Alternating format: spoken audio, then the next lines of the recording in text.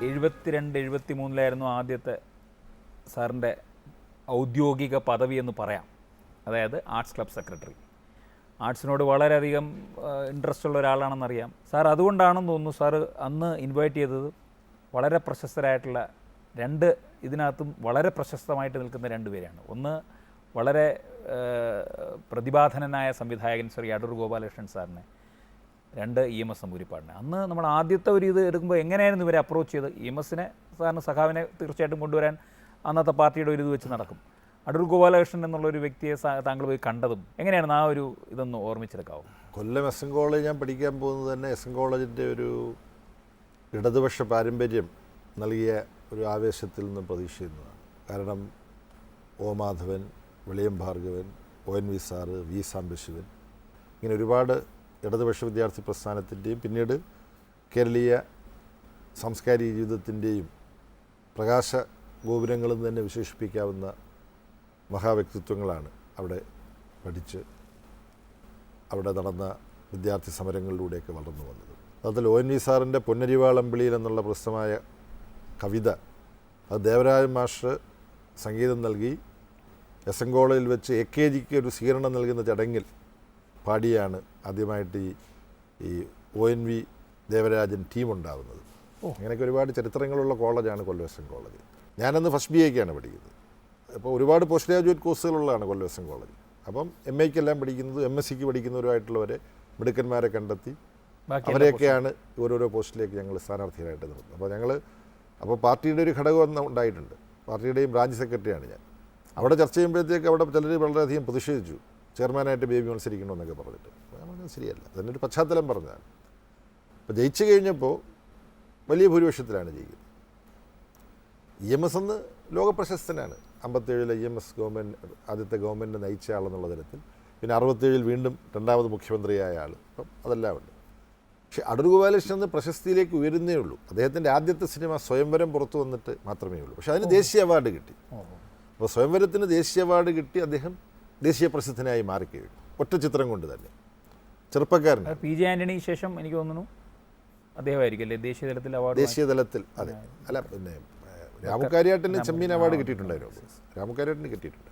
പക്ഷേ ഇത് വ്യത്യസ്തമായൊരു സിനിമയാണ്. സ്വയംവരം എന്ന് പറയുമ്പോൾ മലയാള ചലച്ചിത്ര ചരിത്രത്തിൽ ഇടം നേടിയ ഒരു വ്യത്യസ്തമായ സിനിമയാണ്. അതിനു മുമ്പ് ഇരുട്ടിൻ്റെ ആത്മാവ് ഉണ്ടായിട്ടുണ്ടെങ്കിൽ പോലും സ്വയംവരമാണ്. എങ്ങനെയാണ് സിനിമ സംവിധായകൻ്റെ കലയാകുന്നത് എന്ന യഥാർത്ഥത്തിൽ ഒന്നാമത് വ്യക്തമാക്കിയ ചിത്രമാണ് സ്വയംവരം. അപ്പം അദ്ദേഹത്തെ സമീപിക്കുമ്പം അദ്ദേഹം വളരെ ഒരു പരിപാടികൾ പങ്കെടുക്കുന്നതിൽ നിയന്ത്രണമുള്ള ആളാണ്, ആത്മനിയന്ത്രണമുള്ള ആളാണ്. KP അപ്പൻ സാറ് സാഹിത്യത്തിലെങ്ങാണോ അതുപോലെയാണ് സിനിമാ രംഗത്ത് ശ്രീ അടൂർ ഗോപാലകൃഷ്ണൻ. ഒരുപാട് പരിപാടിക്ക് പോവില്ല. ഞങ്ങൾ പറഞ്ഞു ഇങ്ങനെ EMS ആണ് കോളേജ് യൂണിയൻ ഉദ്ഘാടനം ചെയ്യുന്നത്. അപ്പം രാഷ്ട്രീയ സാമൂഹ്യ മണ്ഡലത്തിൽ EMS എന്താണോ അതുപോലെ കലാസാംസ്കാരിക രംഗത്ത് അങ്ങ് ഇതിനകം തന്നെ അങ്ങയുടെ ഒരു സാന്നിധ്യം അറിയിച്ചിട്ടുണ്ട്. അദ്ദേഹം ആദ്യമൊന്നും പറഞ്ഞില്ല, എല്ലാം കേട്ടിരിക്കത്തേ ഉള്ളൂ. പെട്ടെന്നൊന്നും അദ്ദേഹം അഭിപ്രായം പറയില്ല. കൊല്ലം എസ് എൻ കോളേജിലാണ് അല്ലേ, ശരി ഞാൻ വരാം എന്ന് അദ്ദേഹം പറഞ്ഞു. അങ്ങനെയാണ് അദ്ദേഹം വരുന്നത്. കൊല്ലം എസ് എൻ കോളേജ് എന്ന് പറയുമ്പം ഒരുപാട് അതിപ്രശസ്തരായ വ്യക്തികൾ ബന്ധപ്പെട്ടുള്ളതാണ്. അക്കൂട്ടത്തിലുള്ളതാണ് നമ്മുടെ ജ്ഞാനപീഠ പുരസ്കാരം ലഭിച്ച മലയാളത്തിൻ്റെ അഭിമാനമായിട്ടുള്ള ONV സാർ. കവി എന്നുള്ള നിലയിൽ അദ്ദേഹത്തിൻ്റെ സർഗഭാവന നമ്മളെല്ലാം ആസ്വദിച്ചിട്ടുള്ളതാണ്. ഗാനരചയിതാവ് എന്ന നിലയിൽ ഗാനത്തെ കവിതയുടെ തലത്തിലേക്ക് ഉയർത്തിയിട്ടുള്ള വ്യക്തിത്വമാണ് അദ്ദേഹത്തിൻ്റേത്. മാണിക്യവീണയുമായി എന്ന അദ്ദേഹത്തിൻ്റെ രചന അതീവ മനോഹരമായ ദേവരാജ മാസ്റ്ററുടെ സംഗീതത്തിൽ നമ്മുടെ പ്രിയപ്പെട്ട ദാസേട്ടൻ പാടിയിട്ടുള്ളത് നമ്മുടെ ലളിതഗാന ശാഖയിൽ ഏറ്റവും ശ്രദ്ധിക്കപ്പെടുന്നൊരു ഗാനമായിട്ട് അതിനെ മാറ്റി. ദാസേട്ടന് പുരസ്കാരം കിട്ടിയതിന് ONV സാറിൻ്റെ രചനയും ദേവരാജ മാസ്റ്ററുടെ സംഗീതവും വളരെ പ്രശംസിക്കപ്പെട്ടത് ഈ പാട്ടിലൂടെയാണ്. തീർച്ചയായിട്ടും സാർ, ആ പാട്ട് നമുക്ക് കേൾക്കാം.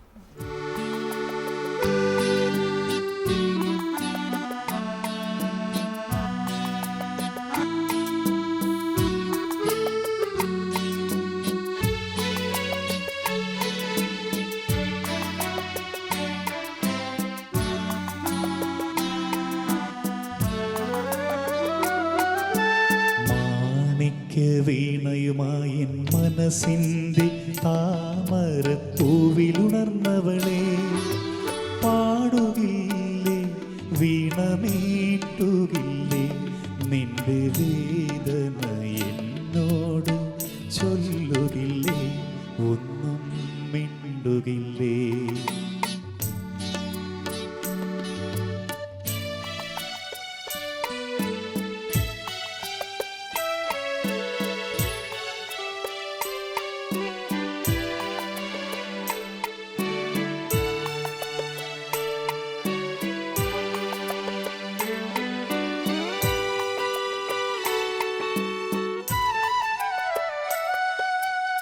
എൻ മുഖം കാണുമ്പോൾ നിൻ കൺമുനകളിൽ എന്തിത്ര കോപത്തിൻ സിന്ദൂരം, എന്നടുത്തെത്തുമ്പോൾ എന്തു ചോദിക്കലും, എന്തിനാണീ മൗനം, എന്നടുത്തെത്തുമ്പോൾ എന്തു ചോദിക്കലും, എന്തിനാണീ മൗനം. മാണിക്ക വീണയുമായി മനസ്സിൻ്റെ താമരപ്പൂവിലുണർന്നവളെ, പാടുകില്ലേ വീണമീട്ടുകില്ലേ, നിന്റെ വേദന എന്നോട് ചൊല്ലുകില്ലേ, ഒന്നും മിണ്ടുകില്ലേ.